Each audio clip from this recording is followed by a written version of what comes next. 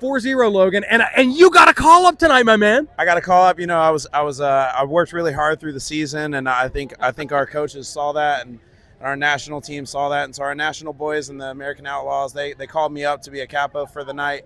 It was great. I stayed on for the entirety of the four goals. Like, stayed on for the 45 minutes and subbed me off at half. But you know what? I'm happy to be a part. I'm glad I could do what I could. You were part of the squad that pulled him 4 goals ahead. Absolutely. All right. So let's talk about it. Let's talk about some of that play. Go ahead. Let's talk about some of that play. So, did you get to see like the thing that everyone's talking? The 2 things I want to talk about are the Balogun goal, so beautiful, and the Reyna's second goal, which was an indirect kick inside the 18. It was great.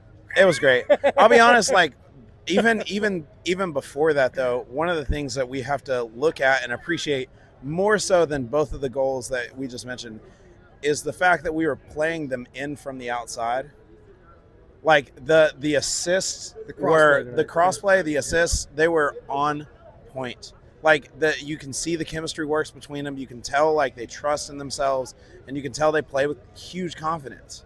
I mean, you can see it all from every aspect of the game, and it was beautiful to see those things happen.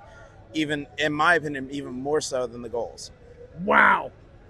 Seeing the chemistry beats the goals. Absolutely. I love that. I love the ethic of that. Oh, of course. So now in terms of like second half, playing the mid block and pretty much stymieing them all through the mid block. Yeah, what'd you think of that? They played Gary ball. They took a page in Nashville SC's home serve. That's exactly. And they played Gary the ball. Home of Gary ball, y'all. I mean, they did. They literally put it on park and put the bus in park, and I'm okay with that. You know, I'm okay with that. It was still a fun second half. You saw a couple chances here and there, and it was beautiful. I loved the fact that we could even just relax ourselves, if you will, in the second half. Not necessarily on capos.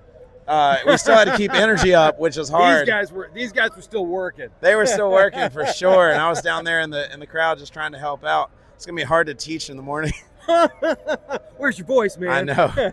All my kids are gonna be like, "Mr. Carson, what are you doing?" We need to get you some tea. We gotta turn to page 2. Somebody get some tea for me. That's gonna be crazy. But I'm excited, man. It was a lot of fun.